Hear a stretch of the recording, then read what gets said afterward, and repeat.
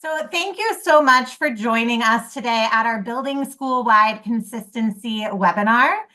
This is our first webinar of the series for the 2024-2025 school year, and we're very excited to have you here.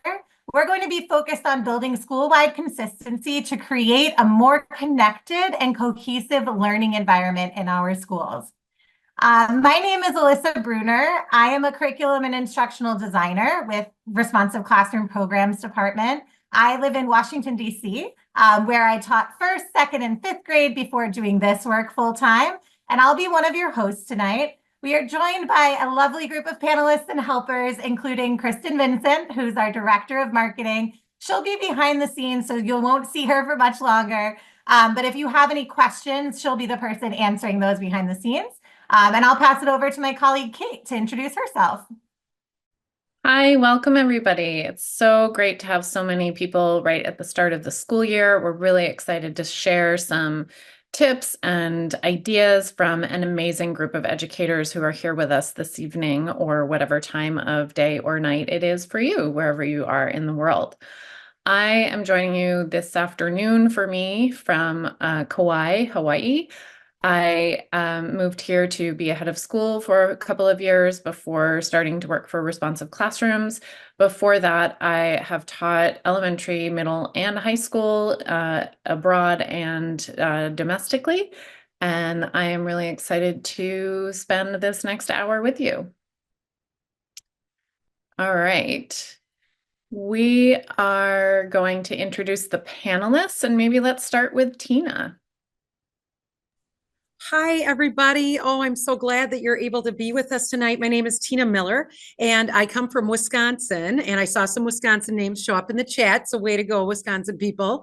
My role now, I used to be an elementary principal for 8 years, and now I'm actually the Director of Educational Partnerships here for the Center for Responsive Schools, and I worked with all elementary, kindergarten through 5th grade. Allie? Everyone, it's nice to be here, and what an exciting time of year for everybody. I'm Allie Sansone, and I live and work in Virginia Beach, Virginia. And I taught most of my years in the upper elementary grades, 20 years in 4th grade. And so that's my heart. I taught 5th grade and 6th grade as well.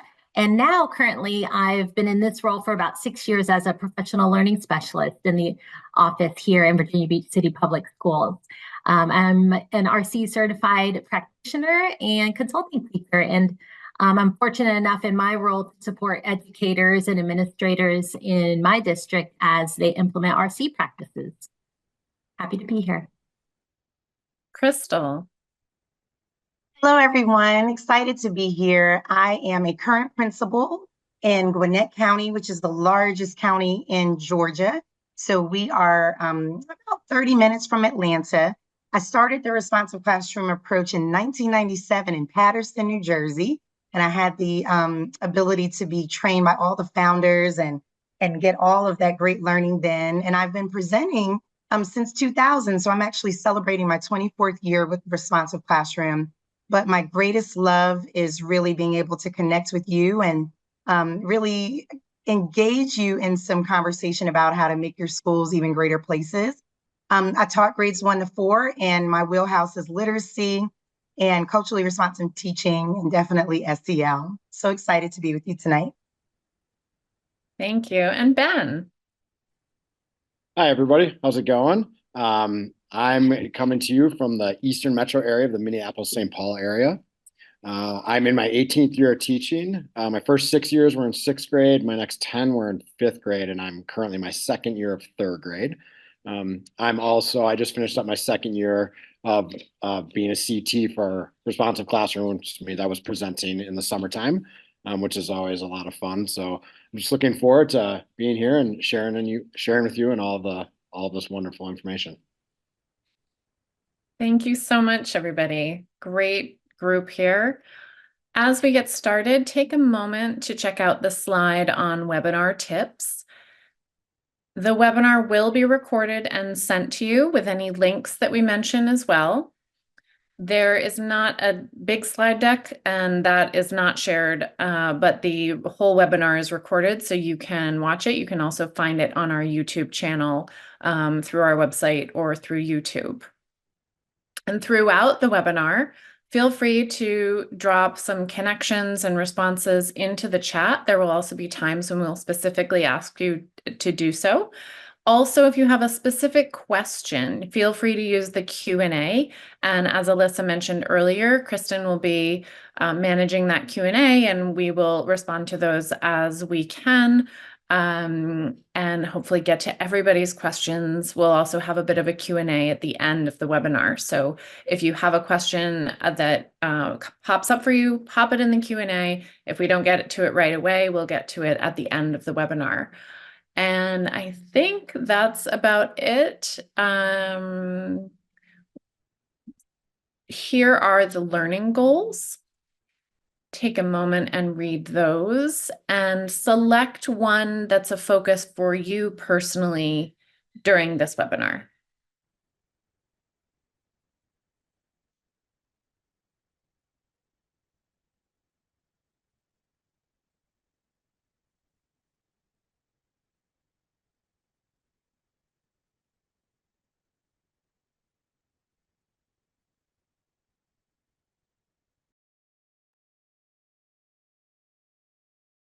Giving a few more seconds to wrap up reading over those goals and selecting one of focus.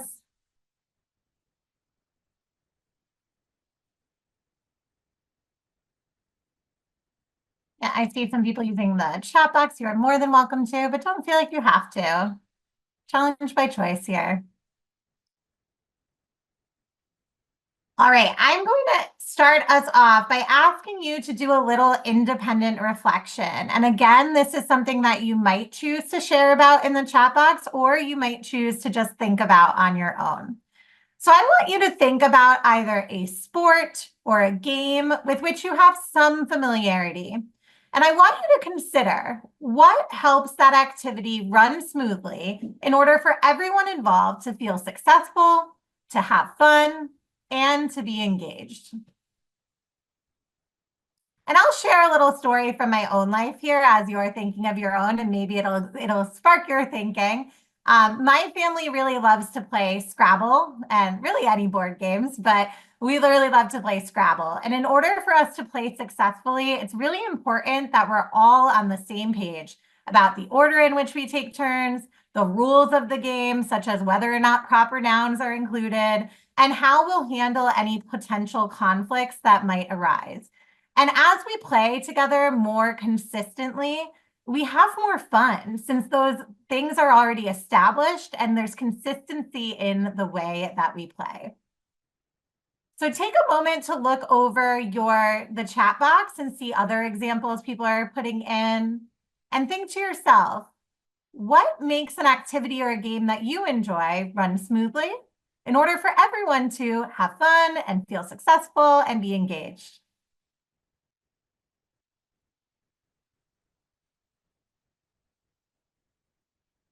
Yeah, I see a lot of understanding the rules, communication, effort, clear understanding. Shared expectations, clear expectations, agreements. Yeah, so exactly what you're saying is what we're thinking about too. When there's consistency, people know what to expect. And when they can repeat something consistently, they become more efficient and it's easier to be engaged and potentially have more fun. When we think of a shared experience, such as playing a sport or a game that we just talked about in that example, it's important to have consistency with the group in the rules, the expectations, and just the overall experience. This creates a culture of clarity and stability. In a school setting, when expectations and routines are well established, reinforced, and consistent, students know exactly how to act, and therefore they can do their best learning in any area of the school. So research shows that consistency and routines benefit students and educators in multiple ways. And that's largely by creating a sense of safety and security that allows students to then focus on the learning at hand. So our first question for our panelists is, how do you build school-wide consistency, and what outcomes do you see because of that?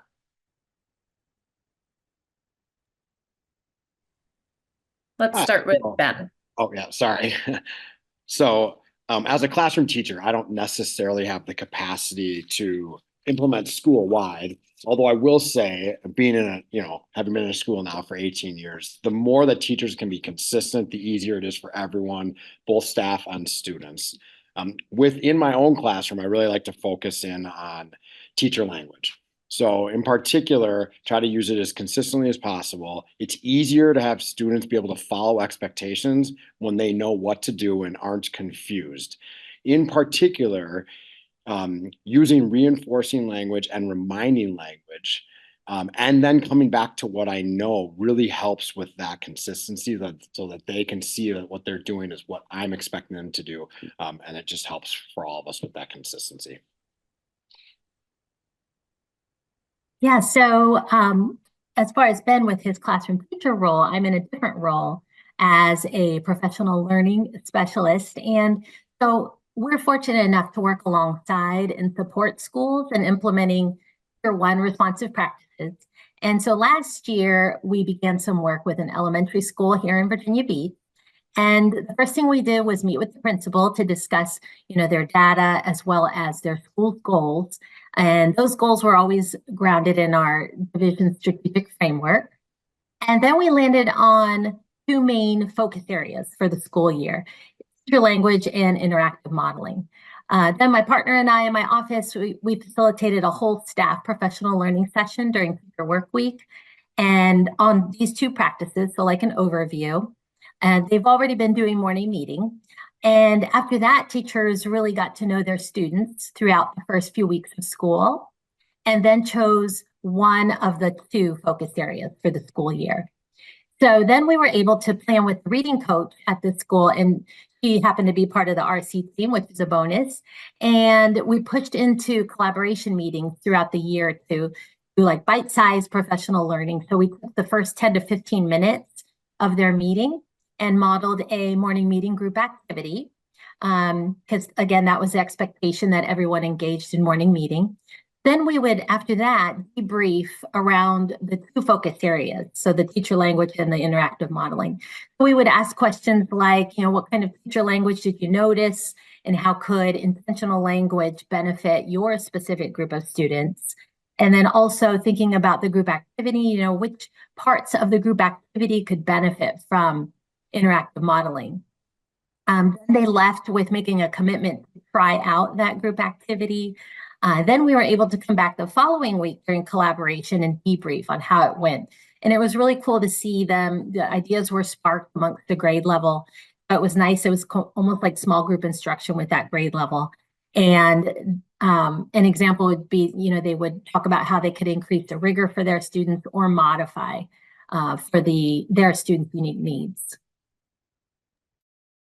When I think of my role as a principal, I always think about the power of conversation. And we have to really make sure that we know as principals in our buildings what our expectations are, right? And what we expect our students, staff, and our stakeholders, our parents to be able to follow. And when I think of consistency, I really think of safety. I believe that in our schools, if we build out a consistent culture and climate of consistency with our language, with our rules, with things that we believe in, our tenets, our procedures, it really creates that ability to do that. So even with our staff, one of the things we do that creates consistency is we have a Friday huddle every single Friday. We were going to take it away and do every other. I said, oh goodness, our teachers need that Friday pick-me-up, right? So at 7:35 on Fridays, we come together and get in a big circle in our foyer, and we just check in with each other. And staff kids are there, they're invited. We do a fun, quick activity, and that really builds upon the consistency of, I'm going to teach you something you can bring back into your classroom every Friday. And then I'm going to also connect with you as adults. And that consistency brings safety. And when I think about that, that visibility and making sure that we follow the same names of things, the same, we have a gray line through our hallway and we call it the gray highway.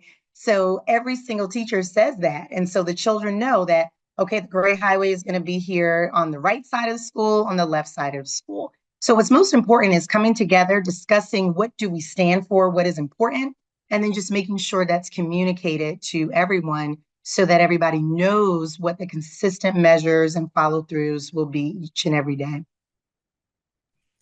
And along with that, Crystal, too, one thing I loved as an elementary principal is to do video morning announcements.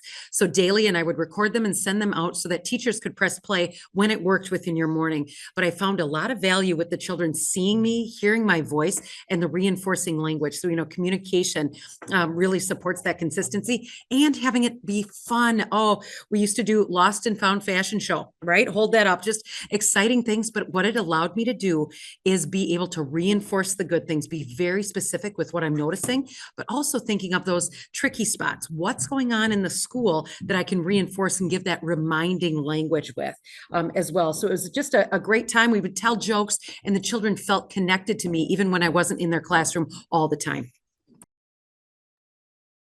Thank you all so much for sharing all of these great ways that you've been able to build consistency in your specific roles. And as we're thinking and listening to you with that, I'm thinking about the specific routines that you might have had to hone in on to build that consistency school-wide.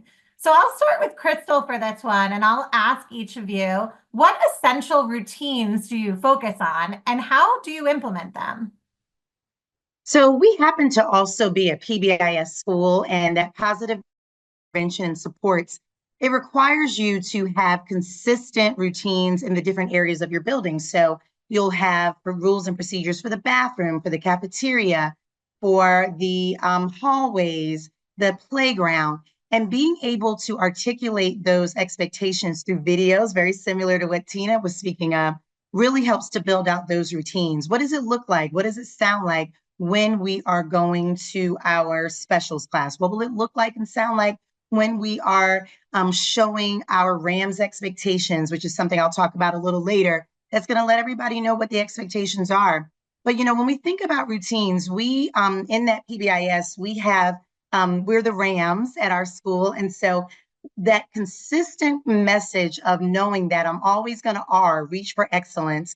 I'm always going to act responsibly. When I think about the M, I'm always going to model my best kindness each and every day. And then we think about the S is always seeking solutions. So being able to have those videos shown to the students of modeling what that looks and sounds like allows the children to replicate that. And I want them to replicate it when I'm not there, right? We want to build the independence so that they can do it just because it's the right thing to do. And that's what Responsive Classroom really teaches us to do with our students. So doing that really builds out those routines. And again, I'll say it one last time, we have to know what we expect, right? We can't go into our buildings and say, how do I want them to walk down the hallway? We have to discuss that and come together with that as a school. And Crystal, exactly what I would add to that is all adults in that school need to know what those expectations are, not just the, your professional staff that are at a staff meeting. I need my lunch teachers. I need recess teachers. I need everybody to do that. So one thing we would do at our school is day two of school and day two after a break coming back, we would have something called boot camp. All hands on deck, everybody in that building, custodian, everyone, we had a role that day. And part of it was interactive modeling, all of those common areas such as hallways, bathrooms, stairwells, recess. But here's what was key. The people that were going to be outside with the children needed to be the ones also teaching it. So classroom teachers were hearing how the recess teachers were teaching it and saying that so they could say those same words when they were out for maybe a second recess in the lunchroom. All of those areas, we came together and it was very clear. So everybody had a half an hour and we just went through and everybody rotated different places. So that really helped us have that muscle memory of what we expect and to go back and reinforce it as well. Yeah, so Tina, sort of adding on to you said interactive modeling, that really struck a chord with me. For me, at the beginning of the school year, it's just modeling all the time. Not just the first 6 weeks. You certainly do it throughout the rest of the year, but so we're sitting in the first 6 weeks. Oh my goodness, you see it, you practice it. It's never punitive. It's what we do. I like to talk to my students about not being able to use the words no, not never. So it's always getting them to think about what do we want to do in the classroom, and then not thinking about all of those what ifs. So, and again, this works with simple things like responding to signals, hallway expectations, lining up a lot of those common area things that are so helpful. Even something as simple as today with my students, I was practicing how do we go from the carpet space to our table space. But again, getting back to Crystal, you said something that I thought was so great too, is I can't expect them to know what I want if I don't show them what I want and then give them an opportunity to practice. So again, interactive modeling is a big one for me. I love interactive modeling, close to my heart. So in my role as a professional learning specialist, we model as well in professional learning.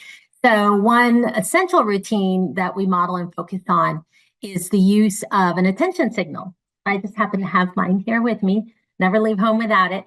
And I remember, as an early career educator, before Responsive Classroom came into my life, I just remember feeling exhausted, during many years of my teaching, because I felt like I was just the one talking, whether it was trying to get them quiet or what have you. So simple attention signals, whether they're auditory, like this energy chime, or visual, they can certainly be game changers for classroom management.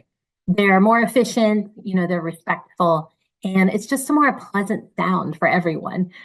So we use the Zenergy chime, but also I introduce a nonverbal sign such as like hand up, 5 signal, whichever you call it, in case maybe the chime isn't by me. And another thing that I used to do is ask my music teacher, hey, do you have a triangle that I can use? And so I would switch it up, every so often just to something novel. And we always introduce it at the beginning of our professional learning, and we actually use it, to bring their conversations to a close. And we always tell them, maybe finish your sentence, don't start a new paragraph kind of thing. And when doing a session on interactive modeling, that's one of our go-to things or topics that we like to model. So we like teachers to actually experience the use of that attention signal, so they're more likely to incorporate it within their classrooms. Another thing that we did support a school was interactive model at the beginning of the year in the cafeteria, because it was a particular hot spot for a school that we were working with. So thinking about, how to enter the cafeteria, how to empty their trash, and then how to line up and dismiss from the cafeteria. So it was really cool when the principal at this particular school got all the stakeholders together before school started, and that would be admin, cafeteria monitors, cafeteria manager, custodians, and school counselors. And then myself and my partner at work in the professional learning office, we joined as well because we were going to support them in interactive modeling. So the counselors set up a schedule during that first week of school, and within 2 days, we had every single class coming in, and we would model the particular important routines. And the kids, we joined the class, or excuse me, we joined the lunchroom for the whole first week of school, and we offered feedback to the students as they were going about their business during the lunch day. And we got some great feedback that the issues that they were having in the cafeteria were minimized. So that's another way.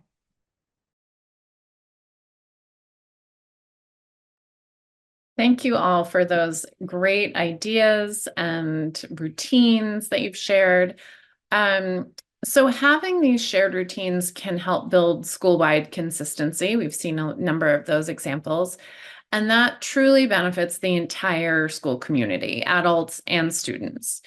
And an additional way to support school-wide consistency is to develop shared rules. And developing rules can have an even greater impact on creating a positive community when there's a collaborative approach to creating and to valuing them. So I'd love to hear from each of you as to how you develop shared rules and an understanding of these expectations across classrooms, the school, and the community. And let's start with Tina. All right. One thing I really think it starts with is us, the adults, right? We have to live it. So one practice we would do at the beginning of the school year with the adults is we would create the rules together for us as adult guidelines and model through that practice that we would want them to do in their classroom as well with students, because we want to make it where it's collaborative rule creation. Now, in this day and age, we do a lot in our professional learning networks, and we have norms. Norms and adult guidelines, I feel, are very different. Those norms are start and end on time. Those are more procedural. What I want is when the going gets tough, this is how we're going to treat each other, how we're going to solve problems, and how we're going to work through those challenging situations that come up when you're a true community as well. So we would invest time, and then you can't just create them and never visit them again. So at every staff meeting they're coming out, I would say something to say, pick one to be intentional about. And at the end, do a brief reflection or just a self-reflection, just kind of like the beginning of this webinar. That was powerful. Another thing for me, once those school-wide rules were in place or guidelines, I would want to have visual supports for the children. And Crystal, you had said too about creating videos of the children doing the right thing. I love to take pictures in the hallways, in the stairwell, and bus lineup time. That was tricky. So where they need to line up, and I'm trying to snap pictures so they should see that visual representation, and that helped. Yeah, and so kind of from my lens, starting first, sort of thinking in the classroom and then kind of going outward to the whole school. I start by doing hopes and dreams, and then we're able to use those hopes and dreams to help build I call it a class contract. Some people say rules, which is fine. I like to call it expectations. It just, that word resonates for me. And so we actually just finished our class contract just today. My students and I were doing that, and that's more of me facilitating. So they're really coming up with the ideas, and then me just kind of helping guide like what sort of like bigger concepts that their rules fall into. Something cool that my school is going to try doing this year, which I've heard of happening in other places, is so now I've got class contract in my classroom. Everybody, my principal is making sure that everybody in their class has a class contract, and we're bringing all of those together. And she's going to grab a few students from each grade level to get together and make a school-wide class contract, if you will. Think of it maybe like a school constitution. And so now, for kind of honestly the first time in my career, I think we're gonna have an opportunity for those class contracts to really be throughout the entire school and allow for that common language, which I just think is so important. And it really gets to a lot of what Tina and Crystal have been saying from their school-wide lens as well. Yeah, so I have a story I wanted to share about an awesome kindergarten teacher in our division, and kind of piggybacking off of Ben's story with the hopes and dreams. She does an activity at the beginning of the year, and it's a hopes and dreams quilt activity, which of course leads to their rule creation. And a big bonus with this particular activity is that it also builds a stronger classroom and home relationships. And I'll tell you why. They start with a picture book called There's No Dream Too Tall. And so they learn about goal setting because she has kindergartners again, and that's a difficult concept for them. And then they create and share their own goals with the teacher, and she adds them to a puzzle piece template. And then they send a puzzle piece template home as well, inviting families to share their hopes and dreams for their child. And then the teacher pairs them together, the child's puzzle piece with the family's puzzle piece, and it's added to a class quilt display. It's beautiful. And throughout the school year, what she does next is they work on collecting evidence to create scrapbooks that showcases the students' progress towards meeting those particular goals. And then the hopes and dreams puzzle pieces become part of the student scrapbook. So if I can share one, there was one little boy named Nikolai, and he said his hopes and dreams are to be a policeman. And Nikolai's family said, our hopes and dreams are for Nikolai to make new friends and develop social skills.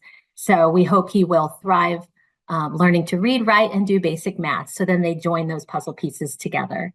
And so when thinking about shared expectations, I have one more short example as a professional in our professional learning, thinking about language and shared expectations. We like to model, as I said before, and incorporate effective teacher language within our sessions.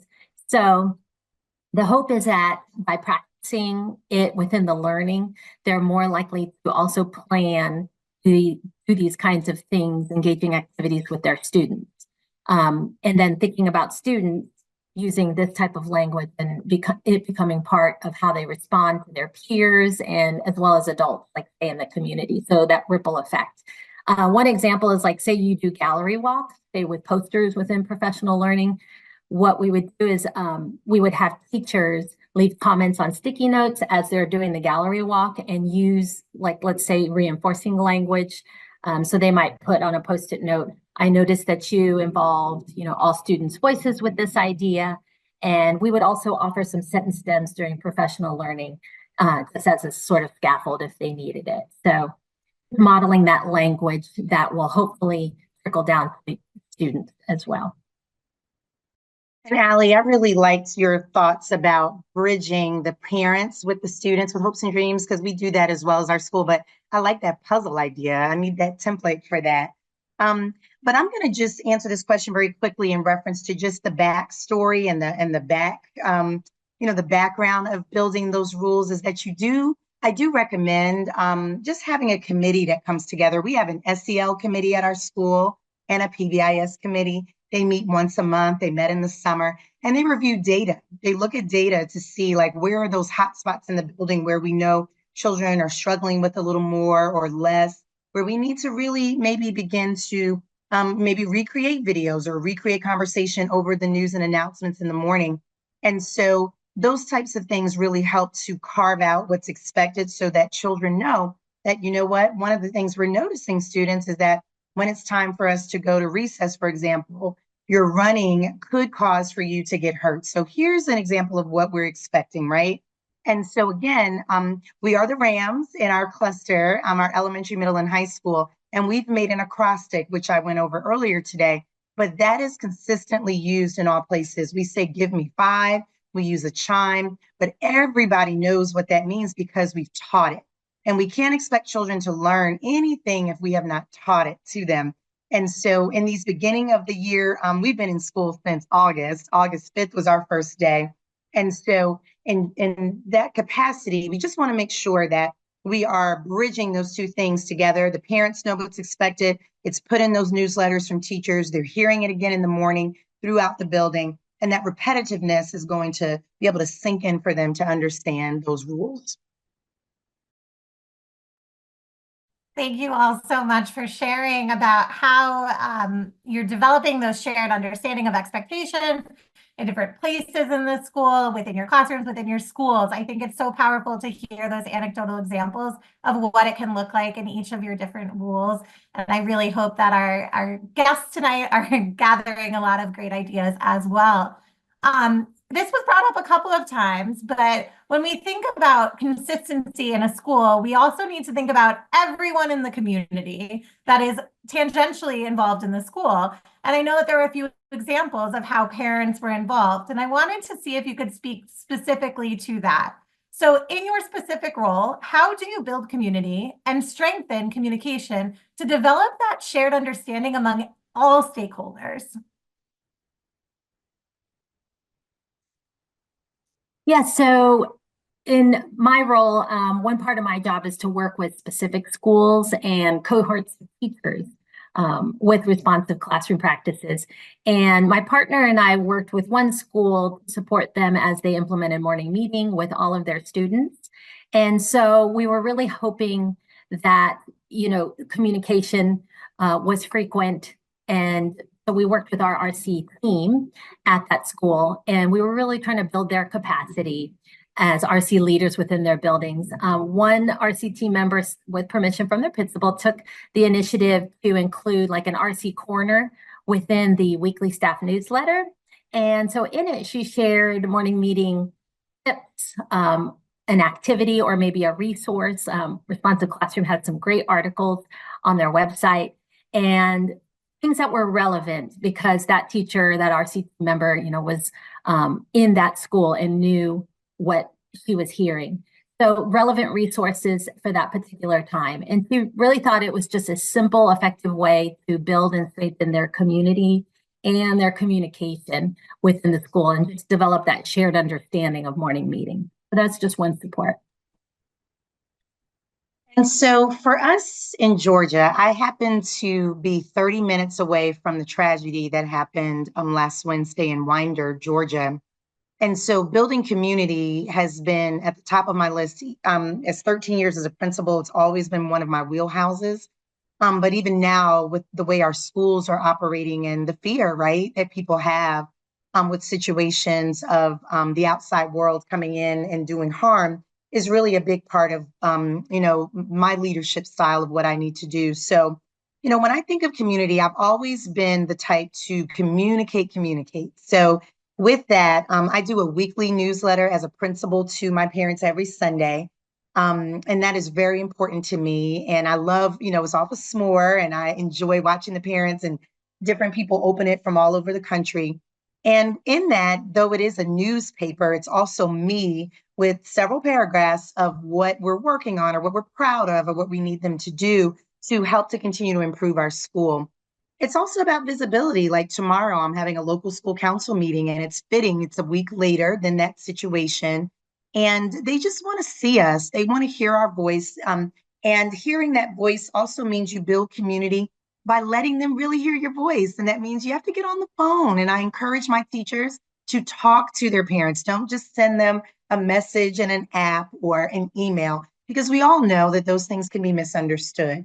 And so proactively, you want to be visible, go to events. As an administrator, I try to go to all the spirit nights and can't get to all the games because I'm with my parents who are older on the weekends. But, my administrators do. They go to these games. They show pictures on Facebook. We have a very big following on social media. And those types of things get you in the room so that parents can see your face. They can hear your voice. I'm at car riders, in the morning. And those types of things really help to build community. But you have to be intentional. You have to really make sure that it's at the forefront of what you do and you mean what you say and say what you mean. And even try sometimes to do videos. That's one of my things. I get a little shy, but I've heard many of my colleagues just doing a quick video of saying, hey, it's Sunday. I hope everybody has a great week. And that ability for them to hear your voice and see you smile really builds out that community. And it really has worked for us in our school. Well, and Crystal, our hearts go out to you and your entire larger community as well. I know I was thinking about you as well. So thank you for being that leader that the parents need during this time. One thing as I thought about this question is our substitute teachers, our guest teachers, right? They are an important part of our building, and sometimes they're not feeling like they're in the loop. So I really went out of my way to try to make sure that they had information that was important, that I connected them with another grade level teacher. If they happened to be in the building the day that I knew we were going to do, let's just say a fire drill, then I made sure that they were aware of those things and what those expected procedures were. So I think of the support staff, I think of the guest teachers, anybody that's in the building. You are all an important part of the fabric of what we do. And I want you to feel informed and empowered and that they're valued as well. So our guest teachers were definitely a part of something that I wanted them to feel connected as well. So I built relationships and I wanted them in my building, right? I needed them. So I really worked hard at that as well. So including everyone, you heard me talk about that boot camp before. I really wanted to make it non-negotiable. Everybody is a part of this because you're all important and your voice is important as well. One thing that we do probably by the end of the first week is we just practice a whole safety day, where it's not just spread out and it wasn't just a classroom doing it when it worked with that. We just planned it. And so we would start with a fire drill. And I wanted the children all to know exactly where we go, create that memory. Then we'd go into severe weather drills. Those of you that in the Midwest, we have tornadoes that pop up.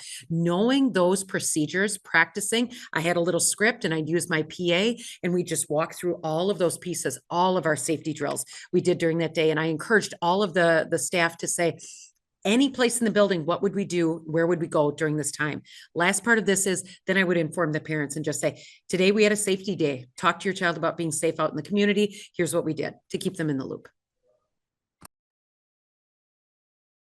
So many really thoughtful answers I've heard from all of you, really just very conscious and intentional strategies and procedures and ways to have consistency across your classroom. We are dropping into the chat a great resource from CRS that can help you explain responsive classroom to your families, if that is helpful. That's something that a lot of people wonder about, and it's freely available on the RC website. And I think that Ben was going to speak a little bit about how he used that resource too. Oh yeah, sorry. Yeah, no worries. Go ahead, Ben. Oh, yeah, no, not a problem. Not a problem. These are all really, it's so fun to learn along with everybody while we're doing this. Crystal, you kind of struck a chord with me when you talked about, calling home or reaching out. So my district started something called Ready, Set, Go conferences a few years back. So my district is an RC district, or certainly we are. That is the goal. So this what ended up being kind of our first week of middle school and high school and the elementary schools. It's actually, we meet with every family for 30 minutes. The majority of that time is with the student, but the last 5 to 10 minutes, I then get to interact with the parents, see if they have any questions. Something that so that's just a wonderful touch point before the school year even starts. So again, just thinking about, for me, like being able to do it face to face, I just think is really powerful and is a lot more meaningful than, behind the screen, if you will. But then also for me, what I thought I would try doing this year, and just feeling a little more comfortable in my teacher skin, if you will, was to start just really being honest with what I do in the classroom and talking about the RC practices. So I started talking to families. I just let parents know, like, I use a lot of teacher language. I showed them I have some things up in the room that are kind of reminders for me, but the kids can use as well. The interactive modeling we do, building a positive class community, morning meetings, talking about all that stuff. And it just really struck me as I'm talking about all these ideas that I've learned, right? None of them, I haven't generated any of these on my own. And yet parents were eating it up. And so I just started realizing, I mean, what parent doesn't want to hear that their kid's going to be in that my goal is to help them be in a positive learning community. So I just think, again, the face-to-face and getting to see my excitement about what I do is really meaningful. So Crystal, I just agree with you on the reaching out and how important that is. Thank you, Ben. And yeah, that resource, the most recent one sent in the chat, can really help if you need that language of like, what am I doing with responsive classroom in a family-friendly way? That resource can really help to explain that to parents. So throughout this time together, we've received a few questions in the chat box, or in the question and answer box, rather, important distinction. We have a couple of minutes to take a few of those. If you still have some, you can still send them, and we'll do our best to answer them with the time we have left together. One of them I'm going to pitch directly to Kate, and that is, how intentional are you and your staff with incorporating play in the day, in classes and in professional learning? Is play an important part of your culture, not just during recess? If you could speak to that, Kate. Yeah, so we think that play is super important, and actually the third webinar in our series, which I think is in January, we'll have the dates in a little bit on the slide once we get back to that, is all about the importance of play. So play is an essential piece of how we all learn, children and adults alike. And to tie it back to this idea of consistency, the more that you can have very clear expectations, routines, procedures for, moving from one area to another, for cleaning up after play, for how we interact with each other, for how play should be in a certain area, the easier it is to let students play freely and to explore and to experiment. And there's also a number of different types of play where that can be more guided and more free. But so long as they have a really good understanding of the expectations and you've modeled that for them, they understand why, they understand that this rule is to keep you safe and that rule is to help us learn and that sort of a thing, the easier it is to create a safe container for that play to occur. Thank you, Kate. And we have another question I'm going to summarize to the best of my ability, and then I'll pitch it to anyone who's willing. So someone is talking to us who just moved to China from Morocco.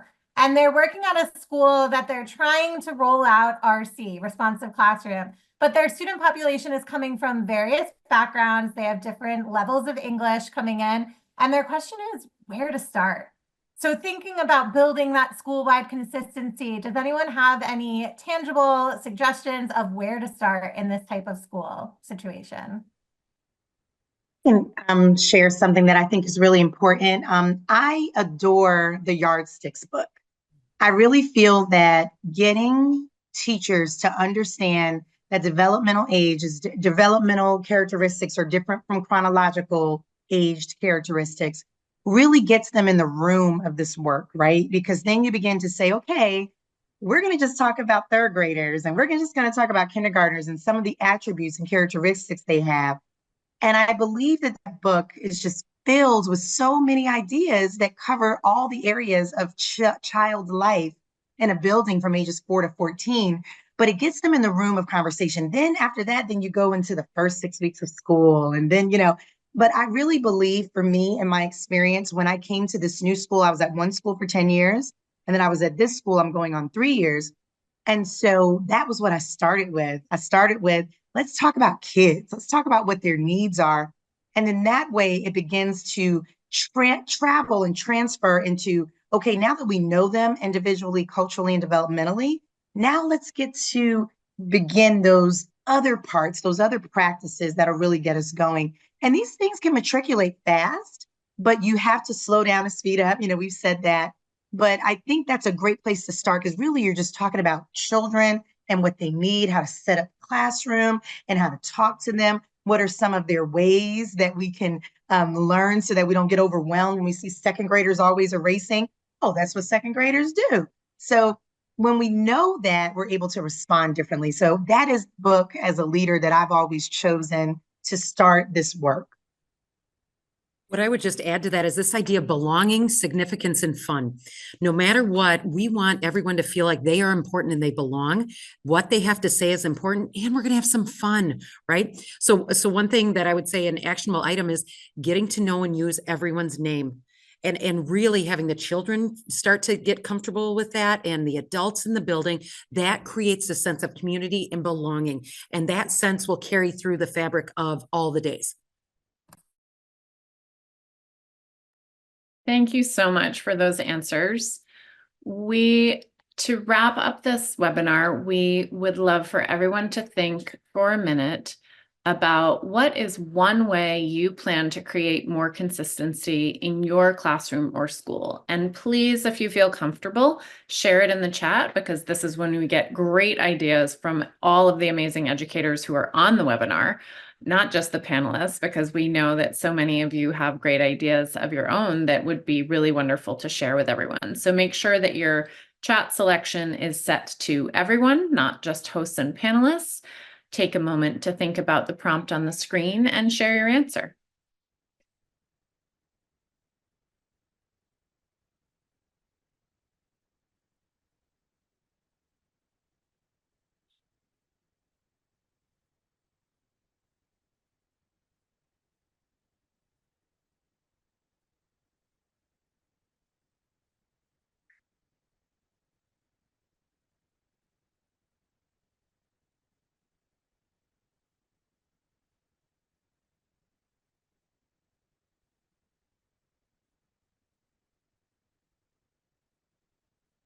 There are so many ideas coming in. Thank you all for sharing. And you can see if everyone takes the time to read them, which they come in spurts, so you might have to scroll back. There's ideas for teachers, for administrators, inside the classroom, outside the classroom, whole school, all sorts of ideas. So take a look and grab some of those ideas for use in your own school. We are also excited to share with you some resources. Kristen popped the link for Yardsticks, which is the resource that Crystal just mentioned, into the chat. We also highly recommend these 3 books in relation to building school-wide consistency. The first one is The First 6 Weeks of School, which is geared towards elementary school. We do have a companion book called Building an Academic Community that's more focused on middle school, but having taught at all different divisions, I think that anybody could look at the first 6 weeks of school and gain so much from it. Also, interactive modeling. Many of our panelists spoke about interactive modeling as a key practice for setting consistency and routines across the school. So those are the 3 that we have right there for you to explore that are specifically related. We're also really excited that we now have our books on Amazon, and we are discounting select titles of books on Amazon. So we will be popping a link. There it is already, a link to the Amazon discounts in the chat, and a code that you can use for that is also in the chat. You can cut and paste. You can usually click directly on the link. That should get you there, and then you can cut and paste the code. There is also currently a $20 discount on one-day workshop registrations until September 30th. Oh, and the book discount is until September 30th as well. So only one date to keep in your mind for the discounts. But there's a $20 discount on one-day workshops, and that does not need a special code. Just go ahead and register, and it will be applied at checkout. And that link is also in the chat for the one-day workshops. So you can go directly to that page and see what those offerings are. And all of this, most of this information can be found on our newly revamped website, responsiveclassroom.org. But if you are interested in bringing Responsive Classroom to your school, this RC programs here will help you get in touch with the correct people.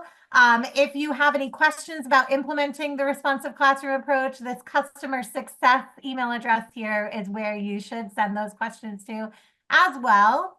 And as we mentioned earlier, this is our first webinar in our series for the school year. Our next one will take place in November.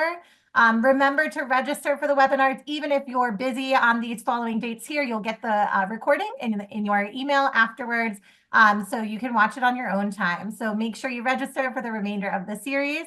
I want to take a moment and say thank you so much to our panel for being here with us. I learned so much, and I hope everyone else did as well. So thank you. Thank you. And thank you to everyone for attending during a crazy time of year. We really appreciate you being here, and we'd love to hear from you. So stay in contact. Thank you, everybody. Thanks, Have a great rest of everyone. your day and evening.